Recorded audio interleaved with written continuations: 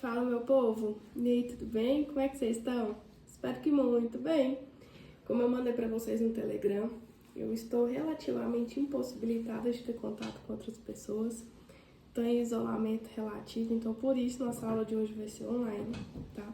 Eu mandei para vocês o material da aula de hoje, aula 13, tá? Tá no Telegram. E na hora que vocês forem olhar, o material tem alguns espaços em branco. Por quê? Como a gente já percebeu em sala de aula, vocês preferem quando eu explico a matéria e anoto junto. Então eu desenvolvi um sistemazinho aqui, adquiri algumas ferramentas para poder dar essa aula para vocês de forma que vocês acompanhem as anotações. Então o primeiro arquivo vai com os espaços em branco onde eu vou anotar. Assim que eu concluir a aula, eu vou mandar o arquivo com as anotações salvas para vocês, tá bom? O objetivo é fazer a aula em blocos de 30 minutos. Eu não sei se vocês repararam, mas na sala de aula, sempre que dá 30 minutos, eu sempre dou uma brincadinha, sempre peço para vocês pararem para tomar uma água, que normalmente é o período que o nosso cérebro consegue manter o foco, depois disso já vai dispersando. Então a gente vai fazer em blocos, 3 blocos de 30. Se eu estiver no meio de um raciocínio e estiver dando tempo, eu vou cortar antes ou depois desse prazo para não cortar o raciocínio no meio, tá? Então vamos lá. No roteiro da aula 13, eu coloquei alguns pontos para a gente fazer. Primeiro, a gente vai revisar algumas coisas que a gente já falou. Então, vamos revisar o fato típico que a gente já analisou. Vamos revisar o tipo penal, especificamente dolo e culpa, que a gente viu na aula passada. E vamos falar de ilicitude, tá? Isso da parte geral. Da parte especial, a gente vai falar um pouquinho de aborto hoje, ok? Tem alguns exercícios aqui no meio do roteiro, então a gente vai resolvê-los na medida que a gente for andando na matéria, tá? Então, vamos lá. Primeiro, a gente vai revisar o fato típico. Só que a gente tem que lembrar o que é um fato típico, né? O fato típico, principalmente, a gente vai trabalhar ele quando a gente estiver falando de conceito analítico de crime. E conceito analítico de crime, se vocês estivessem aqui comigo, eu pediria para vocês me ajudarem nesse conceito, né? Que eu sempre falo, gente, me ajuda a fazer o conceito analítico de crime no quadro. Como eu não tenho vocês aqui, eu vou ter que fazer sozinho. Então, primeiro seria fato típico, o primeiro elemento do conceito analítico. O segundo elemento, ilicitude. E o terceiro elemento, culpabilidade. Tá? Isso aqui, lembrando da aula passada, que a Luciana perguntou sobre a diferença entre conceito bipartite e tripartite de crime, tá? O majoritário que a gente adota no sistema brasileiro seria o conceito tripartite de crime. O que é isso? Quando a gente vai falar que um crime ele é conceituado, a gente coloca 3 elementos. Tripartite. Fato típico, ilicitude e culpabilidade, tá? O conceito bipartite considera só fato típico e ilícito como crime e culpabilidade como dosimetria de pena. Então, beleza. Dentro do fato típico, a gente tem 4 elementos principais e a gente já estudou todos, tá? E hoje a gente vai tratar de ilicitude. Então, revisando, a gente vai falar cada um ali embaixo, mas revisando temos conduta, resultado, nexo ou relação de causalidade e tipicidade. Tudo bem até aqui? Espero que sim. Na ilicitude, a gente tem um conceito de exclusão, né? Que a gente falou na primeira aula que falamos de ilicitude. Nesse conceito de exclusão, a gente analisa se não está presente alguma das excludentes ou dirimente de ilicitude, que são 4. E aqui, se a Tatiana estivesse presente, eu ia perguntar para ela se eu poderia colocar iniciais, tá? Então, na última aula ela falou que poderia, então vamos manter. Então, primeiro, legítima defesa. Segundo, estado de necessidade. Terceiro, estrito cumprimento de dever legal.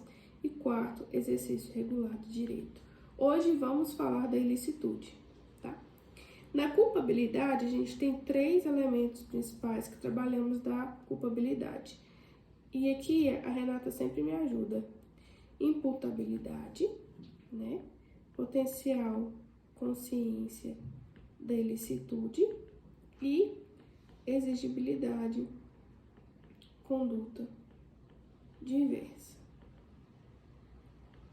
Beleza, revisamos o conceito analítico de crime.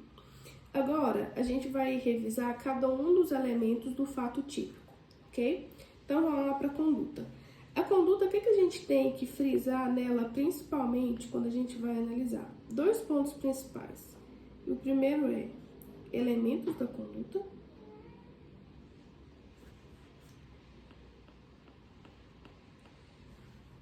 Esse negócio aqui é mais bonitinho. Elementos da conduta. E o outro seria as causas excludentes, né? Da conduta.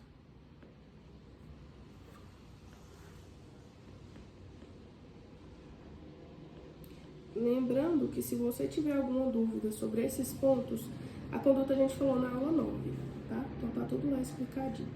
Os elementos da conduta, a gente tem principalmente 4 elementos. Então, o primeiro é a ação ou omissão, ok? Quando a gente falou de ação ou omissão, a gente definiu ou classificou como os crimes praticados mediante a ação são chamados. Eles são chamados de crimes comissivos. E os omissivos, consequentemente, crimes omissivos. Tá? Aqui eu acredito que não vai ter espaço para eu poder brincar, então vamos passar para essa folha aqui que eu acho que vai ficar melhor para nós, né? Então, ó, conduta, elementos. Então, conduta é a ação ou omissão.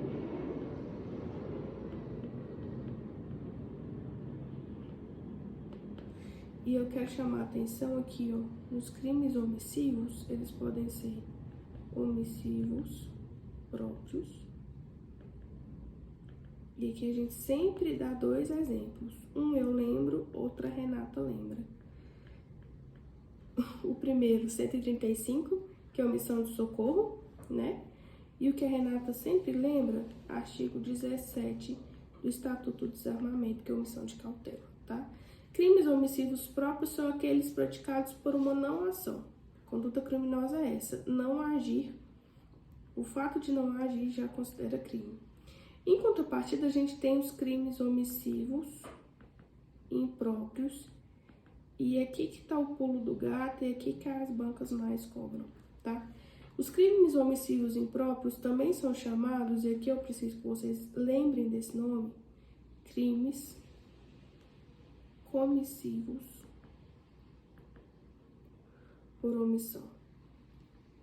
E aqui a Andréia me ajuda, porque na última aula ela me perguntou sobre os garantes.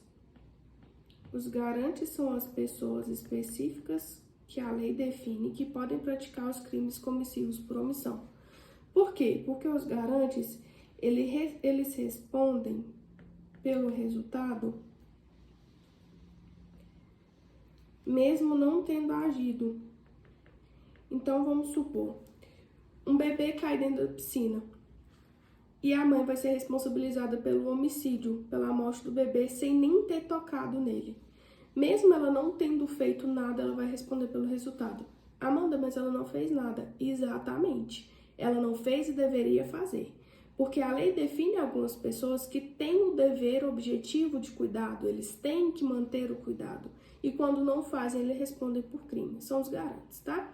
Então, aquele que, por lei, assumiu a responsabilidade pelo resultado, ou aquele que, pela sua ação anterior, assumiu a responsabilidade pelo resultado, ou aquele que, pela sua profissão, tem responsabilidade pelo resultado, e aqui a gente tem salva-vida, professor, diretor, pai, mãe, então vocês vão lembrar disso aqui. Então, crimes omissivos próprios e omissivos impróprios. E aqui, por favor, se lembrem de uma coisa. Nos crimes omissivos impróprios, a gente não pode falar de tentativa também. Não admite tentativa. Os crimes omissivos, no geral, não admite tentativa, tá? Beleza. Primeiro requisito da conduta, ação ou omissão. Segundo requisito que a gente vai trabalhar, a ação ou omissão sempre voluntária,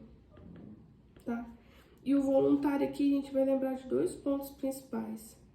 Ação ou omissão voluntária, eu tô falando que sempre vai depender de dolo ou culpa. Eu não posso responsabilizar uma pessoa a não ser que a conduta dela seja praticada mediante dolo ou culpa. A gente vai rever, mas dolo é sempre a regra geral do Código Penal. Então, se o Código Penal não fala nada, quer dizer que o crime é previsto mediante dolo. E a culpa sempre exceção. Então, para você punir alguém a título de culpa, tem que estar previsto expressamente no Código Penal ou na legislação especial, tá? Então, ação ou omissão voluntária. E aqui a gente vai para outro elemento. Além de ser voluntária, tem que ser humana. E onde que a gente trabalha nesse ponto? Atos ou situações que são ocasionadas decorrentes de uma prática de animal. E aqui a gente trabalhou muito bem essa questão, falando que, em regra, um resultado que seja decorrente de uma prática de um animal não gera responsabilidade para o seu dono, a não ser que esse animal seja utilizado como instrumento, né? Eu espero que todo mundo lembre disso. Então, em regra, não gera responsabilidade. Não gera responsabilidade. A exceção é salvo se é exceção, tá? Salvo se ele for utilizado como instrumento. Beleza. Acho que todo mundo lembra. Então tá. Ação ou omissão voluntária, humana. E aqui a gente tem incidência de uma teoria. Teoria finalista, lembra? Dirigida a um fim. Toda conduta, quando ela é praticada, ela tem que ser praticada almejando um resultado final. Então, aqui eu tenho a Maria. Vou testar meus desenhos aqui para ver se funciona. Muito provavelmente não vai funcionar, mas a gente testa. A Maria, quando ela pratica uma conduta X, para ela ser responsabilizada criminalmente, em regra, ela tem que praticar a conduta X visando com o objetivo, com a finalidade, almejando o resultado Y, tá? Então, toda conduta, em regra, ela é dirigida a um fim. E lembrem aqui que isso acontece por força da teoria finalista. Ok? Que aí ela vai contra aquela teoria social da ação, teoria causal da ação, lembram disso, né? Que a gente falou um pouquinho na última aula. Beleza, então revisamos conduta. Até aqui tudo bem? Espero que sim. Ok. Então, elementos da conduta a gente revisou aqui do ladinho, tá? Ação ou omissão, voluntária, humana, dirigida a um fim, explicou cada um. Então, aqui eu vou colocar só o lembretezinho, tá? Ação ou omissão,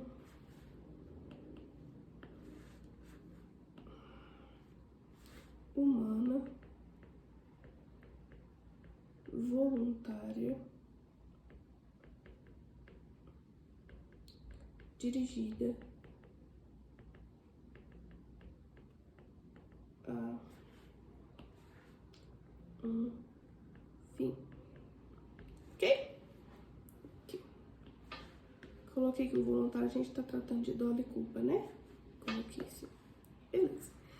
Aqui, quando a gente vai falar de excludentes da ação ou omissão humana, voluntária, dirigida a um fim, a gente está trabalhando dentro desses elementos que a gente colocou inicialmente, tá?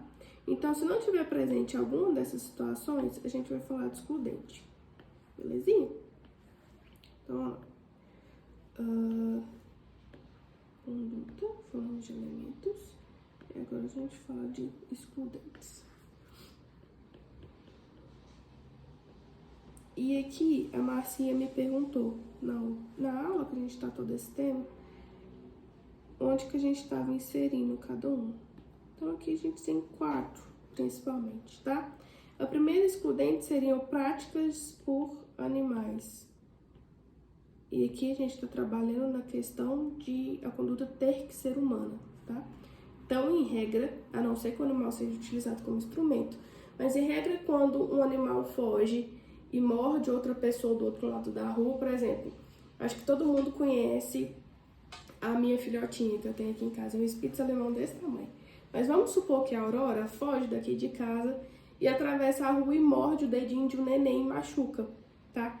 O fato do neném ter sido machucado pela minha cachorra não faz com que eu seja responsabilizada criminalmente pela lesão provocada no neném, em que pese ela ser a minha cachorra. Por quê? Não teve conduta partindo de mim. Foi uma prática por animal. E eu não utilizei a Aurora como instrumento. Então, em regra, resultados advindos de prática de animais não gera responsabilidade criminal, ok? Então, a segunda excludente, além dos animais, seria caso fortuito ou força maior, que são atos da natureza involuntários e inevitáveis. Então, a gente está trabalhando em questão de voluntariedade. Não tem voluntariedade. E outra, não são condutas humanas. São atos provocados pela natureza. Então, a gente deu o exemplo de uma árvore que um raio caiu em cima da árvore, a árvore caiu em cima do meu carro. Eu não posso responsabilizar o dono da casa onde a árvore estava no passeio, porque ele não tem nada a ver com isso, tá? Além do caso fortuito da força maior, a gente tem aquelas situações, aquele exemplo que eu dei que eu e a Moniquinha temos, sonambulismo. Então, atos praticados durante o repouso de pessoas que têm sonambulismo, a gente não vai poder responsabilizar criminalmente por falta de voluntariedade, ok? E os atos reflexos também são excludentes da conduta porque não tem voluntariedade, tá? Então, aqui, eu vou tentar colocar na frente, porque eu acho que vai ficar legal isso aqui, ó. Então, os animais a gente exclui porque não é uma conduta humana, então H de humano. Caso fortuito e força maior, a gente exclui porque, uma, não tem voluntariedade, duas, é evento da natureza e também não é humano. Sonambulismo, a gente trabalha na ausência de voluntariedade, tá?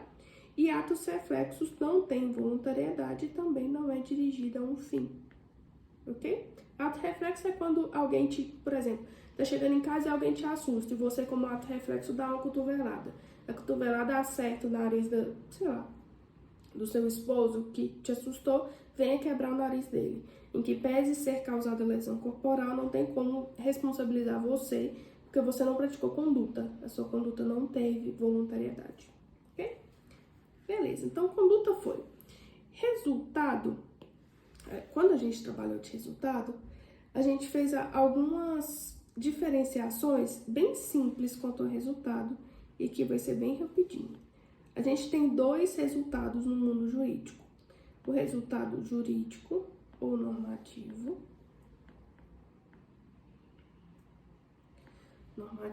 E o resultado, vou colocar até de cor diferente, e o resultado naturalístico.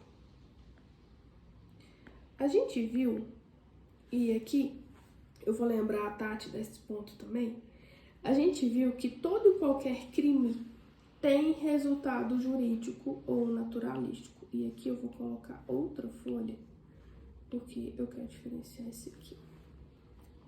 Qual foi a que eu coloquei? Acho que foi essa. Não foi essa não. Tá, mas pode ser. O resultado, a gente trabalha com 2 tipos. Resultado jurídico ou normativo e o resultado naturalístico.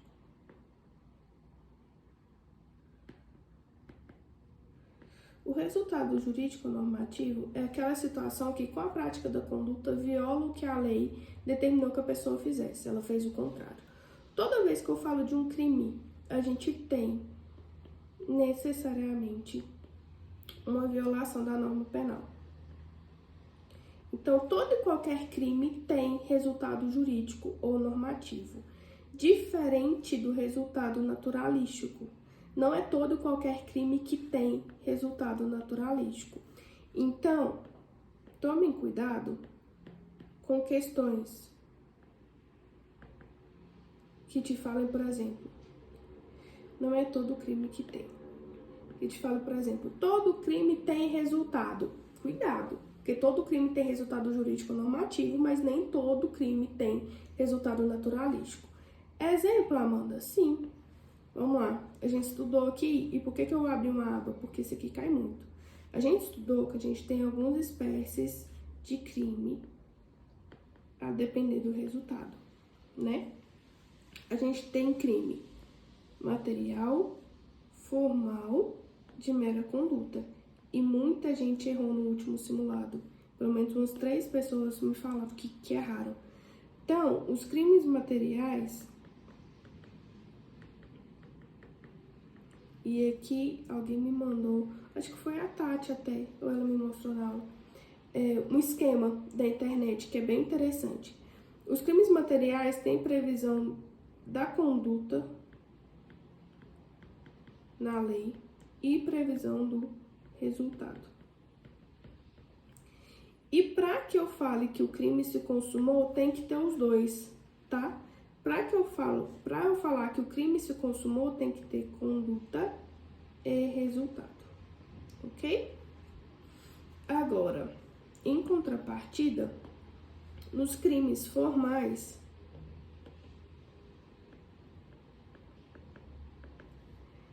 então deixa eu fazer uma coisa aqui. Nos crimes formais, eu tenho previsão de conduta na lei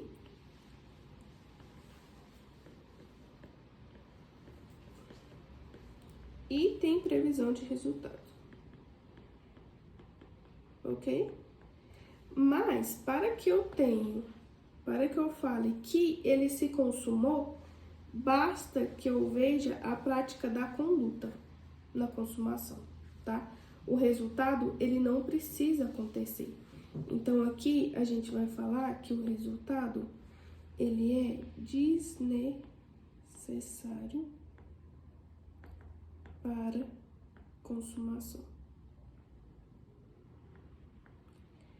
Lembram da vez que eu sequestrei a Luciana? E eu sequestrei a Luciana querendo que a família dela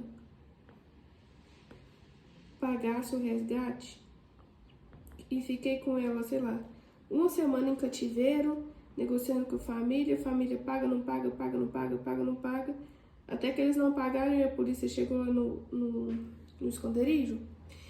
Eu pratiquei sequestro consumado, em que pese eu não tenha chegado no meu resultado final, que seria obtenção da vantagem, seja pecuniária ou não, obtenção da vantagem ilícita. Mas eu não tive essa vantagem. Ainda assim, o meu sequestro foi consumado, porque o sequestro é um exemplo de crime formal. A lei prevê conduta e resultado, mas para consumação basta que aconteça a conduta. O resultado é desnecessário, tá?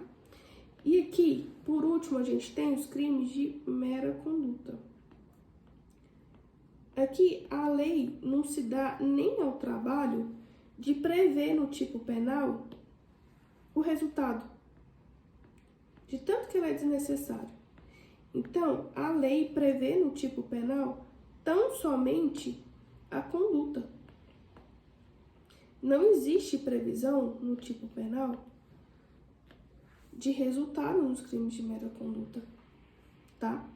Então, vocês tomem muito cuidado com isso aqui, porque isso aqui eu coloquei de propósito no simulado para vocês e muita gente errou. Pode ser que caia na prova? Claro que pode, tá? Porque a incidência é grande. Então, um exemplo de crime de mera conduta. O ato obsceno é um crime de mera conduta. Ato obsceno é um crime de mera conduta. Ato obsceno. Ameaça também é um crime de mera conduta. Ameaça é o artigo 147 do Código Penal. Tá? Então, tomem cuidado, Porque os crimes aí, eu vou colocar... Deixa eu ver o que eu vou fazer aqui. Tá. Os crimes materiais e os crimes formais têm resultado naturalístico, mas os crimes de mera conduta não têm. Então, você toma cuidado com isso aqui, ó. Tá? Então, os crimes materiais e formais têm resultado jurídico, normativo e naturalístico, enquanto de mera conduta só tem resultado jurídico normativo, ok? Beleza. De resultado, era isso que a gente precisava dar uma revisadinha, tá? Agora, a gente vai falar do nexo de causalidade. Só que eu acho... Deixa eu ver aqui. O nexo de causalidade, ele é um pouquinho mais demorado, porque a gente tem que falar de concausas.